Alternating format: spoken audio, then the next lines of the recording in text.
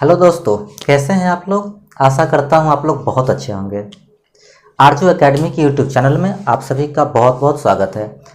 देखिए दोस्त, आज हम लोगों का टॉपिक है डॉक्टर बाबा साहेब भीमराव अम्बेडकर, संविधान निर्माता, राष्ट्र निर्माता। आज हम लोग डॉक्टर बाबा साहेब भीमराव अम्बेडकर के बारे में पढ़ेंगे। देखिए, बाबा साहेब भीमराव अम्बेडकर वह एक व्यक्ति नहीं, कहें तो वो एक विचार है, एक सोच है, एक संघर्ष है। आज हम लोग उनके संघर्षों, उनके विचारों और उनके सोच को हम लोग पढ़ेंगे कि उन्होंने अपने जीवन में जितने संघर्ष किए, जितनी किताबें पढ़ी, जितनी डिग्रियां हासिल की और उनका निचोड़ हमें क्या मिला, उन चीज़ों को हम वन बाय वन उनके जीवन से सीखने का प्रयास करते हैं। तो आइए हम लोग स्टार्ट करते हैं उस महान शख्सियत के बारे में जिसने देश को एक नया संविधान दिया, जिसने देश को वह पूंजी दी जिसकी उस समय देश को सख्त जरूरत थी।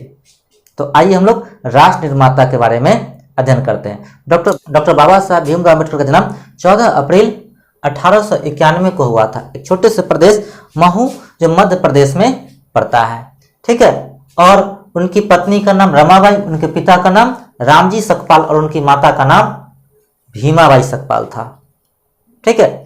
उनका नाम भीमराव अम्बेडकर, भीमराव रामजी अम्बेडकर जो है, तो भीमराव यहां से आया है, भीमा से भीमराव, और रामजी इनके पिता का नाम है, और अम्बेडकर जो उनके गांव का नाम है। जब वो अपना गांव छोड़ रहे थे तब उन्होंने जो है अम्बा वाडेकर नाम के गांव था, उस गांव को जो है उन्होंने अपने नाम के आगे टाइटल लगा लिया, क्योंकि वो दलित जाति से आते थे, अछूत जाति से आते थे, इसलिए उनके नाम के कारण, ये सकपाल टाइटल के कारण लोग से जो है लोग उनसे घृणा करते थे। लेकिन कहीं न कहीं कि जाति है कि जाति नहीं। ठीक है। तो यहाँ पर उनके साथ समस्या होती थी, तो उन्होंने जो है अपना नाम अम्बेडकर टाइटल जोड़ लिया। तो उनका पूरा नाम डॉक्टर बाबा साहब भीमराव रामजी अम्बेडकर है। ठीक है। देखिए, उनकी शिक्षा की बात करें तो कहा जाता है कि उनके पास 32 डिग्रियां थे, 9 भाषा के जानकार थे। नहीं, शिक्षा जो होता है ना, इंसान के जो परिरूप होता है, नहीं, परिदृश्य को समझने, नहीं, खुद को चेंज करने, समाज में परिवर्तन लाने का एक हथियार होता है। और खुद बाबा साहब भीमराव अम्बेडकर के शब्दों में कहे कि शिक्षा वह हथियार है, शिक्षा वह शेरनी का दूध है, जिसने पिया है वह दहाड़ा है। ठीक है। भले ही हम कुछ करें या ना करें, लेकिन अपने जीवन में शिक्षा जरूर ग्रहण करें। यह भीमराव अम्बेडकर की बातों से हमें सीख लेनी चाहिए। तो देखते हैं यहाँ पर कि शिक्षा जो है उन्होंने यूनिवर्सिटी ऑफ बॉम्बे से उन्होंने बीए किया है, कोलंबिया यूनिवर्सिटी से एमए और पीएचडी किया, उसके बाद लंदन स्कूल ऑफ इकोनॉमिक्स उन्होंने एमए और डीएससी किया, एमएससी और डीएससी, मास्टर ऑफ साइंस और डॉक्टरेट ऑफ साइंस। अब ये डिग्री जो है भारत में किसी के पास नहीं है, सिंगल व्यक्ति डॉक्टर बाबा साहब भीमराव अम्बेडकर, जिन्होंने डॉक्टर ऑफ साइंस की उपाधि, डॉक्टर ऑफ साइंस की डिग्री हासिल की। कहां से हासिल की? लंदन स्कूल ऑफ इकोनॉमिक्स से। ठीक है। कुल मिलाकर के उसके बाद जो है वो बैरिस्टर की पढ़ाई करते हैं, ग्रेस इन यूनिवर्सिटी से जो है बैरिस्टर की पढ़ाई करते हैं। तो एक व्यक्ति जो पॉलिटी, इकोनॉमिक, हिस्ट्री, इन सभी चीज़ों का, लॉ, इन सभी इतनी सारी चीज़ों का, फिलॉसफी, इन सभी चीज़ों का जानकार हो, ये कोई आम इंसान नहीं हो सकता है।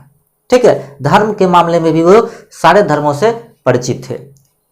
जब वो गीता पढ़ना चाहते थे, उनकी इच्छा थी कि वो गीता पढ़े, लेकिन गीता संस्कृत में थी और अछूतों को जो है, क्योंकि वह नीची जाति से आते थे, अछूत कहा जाता था उनको, तो अछूतों को जो है गीता पढ़ने का अधिकार नहीं था। तब उन्होंने जो है पर्शियन भाषा सीखा, संस्कृत पढ़ने का अधिकार नहीं था, तो उन्होंने पर्शियन भाषा सीखा, और पर्शियन भाषा में जो है ट्रांसलेटिंग जो किया गया था गीता का, उसको उन्होंने पर्शियन भाषा में उसको अध्ययन किया। अब पढ़ते हैं कि उनके गुरु के बारे में। देखिए, डॉक्टर बाबा साहब भीमराव अम्बेडकर के 3 गुरु हुए, जिसमें पहले गुरु हैं तथाकथित गौतम बुद्ध। महात्मा बुद्ध उनके पहले गुरु। महात्मा बुद्ध से वो बहुत प्रेरित है। महात्मा बुद्ध जिन्होंने देश को, दुनिया को बौद्ध धर्म दिया, जिनको लाइट ऑफ एशिया कहा जाता है, तो वो पहले गुरु थे भीमराव अंबेडकर के। उनके दूसरे गुरु हैं संत कबीर। ये जो है गौतम बुद्ध क्षत्रिय जाति से आते हैं, जबकि संत कबीर जो है वह एक जुलाहा जाति से आते हैं। वही कबीर, काल करे सो आज कर, आज करे सो अब, पल में प्रलय होएगी, बहुरी करेगा कब। तो कबीर को जो है वो अपना आदर्श मानते थे। और उनके तीसरे गुरु थे महात्मा ज्योतिराव फुले, जो एक माली जाति से आते थे। तो ये उनके गुरु थे, गौतम बुद्ध, कबीर और महात्मा ज्योतिबा फुले। ठीक है। इसके बाद जो है 1906 में उनकी शादी हो जाती है रमाबाई से। तो इसके बीच में जो है जब वो बचपन में पढ़ने जाते हैं स्कूल में, तो उनकी संघर्ष वहीं से शुरू होती है। बचपन में जब वो स्कूल में जाते हैं तो स्कूल में क्या होता है कि पढ़ने का जो अधिकार होता है, और जनरली ऐसा देखा जाता है कि ब्राह्मण के बच्चे ही पढ़ पाते, ऐसे कह सकते कि ऊंची जाति के बच्चे को ही पढ़ने का अधिकार था। जब ये क्लास में जाते हैं तो चूंकि इनके पिता जो होते हैं ना, उससे ब्रिटिश रेजिमेंट में जो होते हैं, महा रेजिमेंट में सूबेदार होते हैं, तो ठीक ठाक फैमिली से रहते हैं। लेकिन इनकी जन्म के 3 साल बाद उनके पिता रिटायर हो जाते हैं। तो रिटायरमेंट के बाद इनको थोड़ी बहुत पेंशन मिलती है, लेकिन उस पेंशन से भी चाहते हैं कि हम बच्चों को अच्छी शिक्षा दें, उन्हें पढ़ाएं लिखाएं। तो भीमराव अंबेडकर जो है जब स्कूल जाते हैं, तो जब वो क्लास के गेट पर पहुंचते हैं, तभी सारे बच्चे जो है बाहर निकल जाते हैं। होता यूं है कि सारे बच्चे जो है अछूत अछूत कह करके बाहर निकल जाते हैं। तो शिक्षक महोदय जो है उनको बाहर बिठा देते हैं कि तुम बाहर बैठ करके ही पढ़ोगे, अंदर मत आओगे। तो ये स्थितियां थी। कई दिन तो ऐसे हो जाते थे कि वह बिना पानी के जो है उनको रहना पड़ता था, क्योंकि जिस दिन प्यून नहीं आता था उस दिन वो भर दिन प्यासे रह जाते थे, क्योंकि कोई पानी पिलाने वाला नहीं था। और पानी भी कैसे पिलाया जाता था, ऊपर से गिराया जाता था, वो हाथ में चिरुआ से जो उस पानी को पीते थे। ठीक है। घर से ही बोरा जो बस्ता होता था वो लेकर के जाते थे, और उसी बोरे पर जो है वो चट्टी पर बैठा करते थे। तो ये संघर्ष जो है उन्होंने अपने जीवन में देखा। उसके बाद जो है वो 1913 में जो है उनको एक वजीफा मिलता है, जो उस समय के एक राजा होते हैं, रियासत के राजा, जिनका नाम है महाराज सयाजी गायकवाड़। तो वो जो है उनको उनकी अच्छी खासी स्थिति को, पढ़ाई की स्थिति को देख करके लगता है कि इस बच्चे को जो है हम अगर अच्छी शिक्षा, अच्छा तालीम मिले तो यह बच्चा जो है देश के लिए कुछ कर सकता है। तो उनको जो है पढ़ने के लिए भेज दिया जाता है अमेरिका जो है वो जाएंगे पढ़ने के लिए। तो अमेरिका में वो कोलंबिया यूनिवर्सिटी में उनका एडमिशन होता है, और कोलंबिया यूनिवर्सिटी से जो है वो एमए और पीएचडी करते हैं। और उसके बाद फिर वो लंदन चले जाते हैं, और लंदन स्कूल ऑफ इकोनॉमिक्स से वो एमएससी और डीएससी करते हैं। वहाँ से जो है वो उनका वजीफा का जो 4 साल का समय होता है, जो उनको मिला होता है स्कॉलरशिप के रूप में, और प्रति महीना जो उनको 25 रुपया मिलता है। आप सोच सकते हैं कि उस समय 25 रुपये की बहुत महत्व थी, कि कोई व्यक्ति अमेरिका जाकर के पढ़ सकता है मात्र कितने में, 25 रुपया। मतलब 25 रुपया का बहुत वैल्यू था।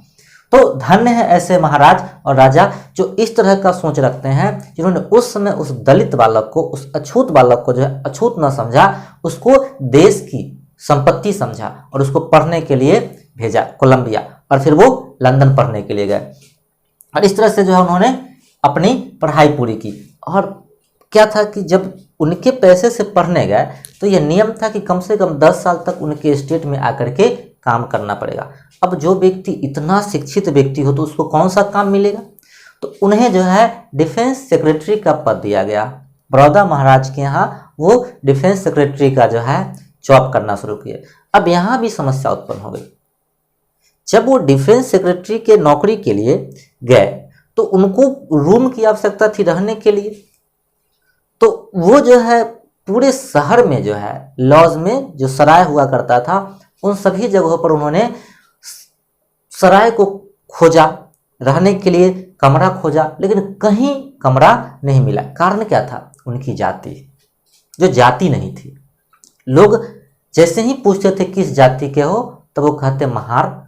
बस लोग अपना गेट, दरवाजा, खिड़कियां बंद कर लेते थे और कहते थे कि अछूतों के लिए यहाँ कोई जगह नहीं है। इतना सारा अस्पृश्यता, इतना सारा भेदभाव, इतना सारा डिस्क्रिमिनेशन देखने के बाद कोई भी व्यक्ति टूट सकता है। हालांकि वो लंदन और अमेरिका में इन चीज़ों को भूल चुके थे कि छुआछूत भी होता है, लेकिन जब वो भारत में आए तो इस चीज़ को देख करके उनका मन व्यथित हो उठता था।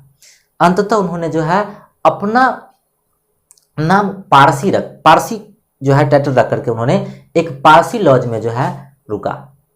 लेकिन जब वहां के लोगों को पता चला कि यह व्यक्ति पारसी नहीं है, अछूत है, तो सब लोग लाठी डंडे लेकर के वहां पर पहुंच गए। बाबा साहब भीमराव अम्बेडकर नतमस्तक थे। एक व्यक्ति ने उनको किसी तरह वहां से निकाला। फिर जो है वो महाराज से मिलते हैं। महाराज कहते हैं कि देखो अम्बेडकर, अभी भी समय नहीं बदला। समय बदलने में, परिस्थिति बदलने में समय लगेगा, लोग बदलेंगे, बस तुम अपने काम करते जाओ। तुम कुछ ऐसा करो ताकि समाज में परिवर्तन आए। और तभी से जो है वो ठान लेते हैं कि अब हम जो है अपने समाज में अपने लोगों के लिए कुछ करेंगे। जब हम इतने पढ़े लिखे हैं, इतने जानकार व्यक्ति, उस समय वह व्यक्ति MSc, DSc, MA, PhD, 4 subject में PhD किया हो और उस व्यक्ति के साथ इतना भेदभाव होता हो, तो सोच सकते हैं कि जो गरीब व्यक्ति होगा, जो एकदम जिसको, उसके साथ क्या स्थिति होता होगा, मजदूर के साथ क्या स्थिति होगा। उस समय आप अंदाजा लगा सकते हैं कि उस समय दलित अछूत के साथ कैसा व्यवहार किया जाता था। तो इन चीज़ों को जो है उन्होंने समझा और फिर जो है वो एक पत्रिका की शुरुआत करते हैं, जिस पत्रिका का नाम होता है मूक नायक। तो मूक नायक के माध्यम से जो है वो लोगों को बताना चाहते हैं कि मूक नायक का मतलब क्या है, कि हम चुप रह करके सारी चीज़ों को जो है सह रहे हैं नायक के रूप में, हम इन सभी चीज़ों को। और उन्होंने जो है मूक नायक पत्रिका को इसलिए छापना शुरू किया, इसलिए लिखना शुरू किया ताकि लोगों में जागृति आए, लोग समझे इस चीज़ को कि क्या क्या हो रहा है दलितों के साथ, अछूतों के साथ। और फिर जो है तभी इसी बीच में जो है उनकी जो थीसिस अधूरी रह गई थी उसको पूरा करने के लिए जो है वो फिर चले जाते हैं ब्रिटेन, लंदन, और फिर वहाँ जा कर के वो पढ़ाई करना शुरू करते हैं। कई बार ऐसी होती है कि जब वह पत्र में लिखते हैं कि कई कई दिन तो वो सिर्फ एक पेस्ट्रीज खा करके जो है वो रह जाते हैं, लेकिन वह व्यक्ति प्रतिदिन 3-3, 4-4 किताबें अध्ययन करता है। एक लाइब्रेरी में बैठ करके, एक दिन तो ऐसी घटना हो जाती है, लाइब्रेरियन देखता है कि यह व्यक्ति हर रोज आता है और दिन भर बैठा रहता है और नहीं जाता है। तब उसने देखा कि यह व्यक्ति जो है गर्दन झुका करके कुछ खा रहा है, तो वो आकर के कहता है कि महोदय, लाइब्रेरी में खाना मना है। तब वो कहते हैं कि मेरे पास लंच के लिए पैसे नहीं, मेरे पास यही है। वो माफ़ी मांगते हैं। फिर लाइब्रेरियन जो है वो एक अंग्रेज होता है, वो कहता है कि आज के बाद आप मेरे साथ लंच करेंगे। ऐसे ऐसे लोग भी होते हैं। और फिर जो है उनकी पढ़ाई पूरी होती है और फिर वो वहाँ से वापस भारत आते हैं। अब यहाँ से शुरू होगी उनकी वो यात्रा समाज के लिए, अपनों के लिए, जो अपनों को जगाने के लिए। तब वो जो है एक महान आंदोलन होता है, जिसमें होता क्या है कि जो म्यूनिसिपैलिटी होती है, नगर पालिका, उसमें ये नियम बनाया जाता है कि अब कोई भी व्यक्ति सार्वजनिक जो जलाशय है, कुआं है, उससे पानी पी सकता है। ठीक है, तो ये वहाँ से पढ़ के आए होते हैं, पढ़े लिखे व्यक्ति हैं, इनको सारी कानून की जानकारी है, बैरिस्टर बन के आए हुए हैं। तो अब जो है वो जाते हैं वहाँ पानी पीने के लिए। तो जब वो पानी पीने के लिए पहुँचते हैं तो इनके साथ 5000 व्यक्ति जाते हैं जो सभी दलित होते हैं। तो जब वहाँ पानी पीने के लिए पहुँचते हैं तो इनके साथ क्या होता है कि ये तो पानी पी लेते हैं, सब लोग पानी पीते हैं, लेकिन वहाँ की जो ऊंची जाति के जो लोग होते हैं, जब उनको पता चलता है कि इन लोगों ने पूरे जलाशय में जाकर के पानी पिया है, तो सभी लोग लाठी डंडे लेकर के आते हैं और इन लोगों को बहुत मारते हैं। इन कितने को तो हाथ पर तोड़ दिया जाता है। और ऐसे मूर्ख लोग जो जानवर को उसमें नहलाते हैं, पिलाते हैं, लेकिन अभी इंसान पानी पी लिया तो वो जलाशय क्या हो गया, गंदा हो गया, और उसमें जो है यज्ञ हवन किया जाता है। ऐसे ऐसे मूर्ख लोग जो है उस समय हुआ करते थे। तो यहाँ से जो है उन्होंने एक सभा को गठित किया उन्होंने एक संगठित प्रयास किया और एक सभा बनाई जिसका नाम था बहिष्कृत हितकारिणी सभा। ये क्या थी? तो जो लोग जिनका बहिष्कार किया गया था उनके हित के लिए उन्होंने कहा कि हम जो है उन लोगों को एजुकेशनली मतलब कि शिक्षित करेंगे, सामाजिक रूप से आर्थिक रूप से उनमें समृद्धि लाएंगे, क्योंकि शिक्षा जब तक नहीं होगा तब तक हम आगे नहीं बढ़ सकते हैं। और फिर उन्होंने लोगों को जागृत करना शुरू किया अपने भाषणों से, क्योंकि इतने पढ़े लिखे व्यक्ति थे कि जहाँ भी खड़े हो जाते वहाँ एक अलग यूनिवर्सिटी ही बन जाती थी। लोग भीड़ लगा करके उनको सुनने के लिए आते थे। उन्होंने अपनी एक ऑटोबायोग्राफी लिखी है जिसके द्वारा मैं इस वीडियो को रिकॉर्ड कर रहा हूँ, वेटिंग फॉर ए वीज़ा। उन्होंने ही इस अपने ऑटोबायोग्राफी में इन बातों को लिखा है। उसके बाद यह एकमात्र भारतीय होते हैं जो राउंड टेबल कॉन्फ्रेंस में भाग लेते हैं। तीनों राउंड टेबल कॉन्फ्रेंस में महात्मा गांधी भी जाते हैं। तो तीनों राउंड टेबल कॉन्फ्रेंस में भाग लेने वाले व्यक्ति एकमात्र व्यक्ति कौन है? डॉक्टर बाबा साहब भीमराव अम्बेडकर। उसमें जो है अंग्रेजों द्वारा, देखिए अब यहाँ से थोड़ा महात्मा गांधी और डॉक्टर भीमराव अम्बेडकर के रिलेशन को समझते हैं। देखिए उस समय क्या होता है कि राउंड टेबल कॉन्फ्रेंस में जो है बाबा साहब भीमराव अम्बेडकर जो है दलितों के लिए अलग सीट की मांग करते हैं, जिससे महात्मा गांधी सहमत नहीं होते हैं। तो होता क्या है कि एक एरिया है जिसमें कि इनका कहना है कि उस सीट पर केवल दलित ही लड़ेंगे, दलितों के लिए आरक्षण की व्यवस्था की जाए। तो गांधी जी जो है इस बात से असहमत हो जाते हैं और अंग्रेज भी मान लेते हैं। अंग्रेज जो रैमजे मैकडोनल्ड था वो मान लेता है कि हाँ ठीक है, हम दलितों के लिए अलग से एक राज्य दे देंगे और दलित ही वहाँ सब कुछ रहेगा, आरक्षण दलितों को मिलेगा। महात्मा गांधी कहते कि नहीं। महात्मा गांधी यरवदा सेंट्रल जेल में अनशन पर बैठ जाते हैं। अब लगातार अनशन पर बैठते हैं, उनकी स्थिति खराब होने लगती है। तब जो है महामना मदन मोहन मालवीय जाकर के भीमराव अम्बेडकर से मिलते हैं और कहते हैं कि अम्बेडकर साहब अब आप ही गांधी जी को बचा सकते हैं। अब अम्बेडकर जी के पास कोई विकल्प नहीं होता है कि वो कहाँ जाए, क्या करे। तब जो है वह अंततः गांधी जी के पास पहुंचते हैं और गांधी जी से कहते हैं, गांधी जी क्यों आप ऐसा कर रहे हैं? तब गांधी जी कहते हैं कि देखिए इससे हिंदुओं में फूट पड़ जाएगी, दलित भी हिंदू है।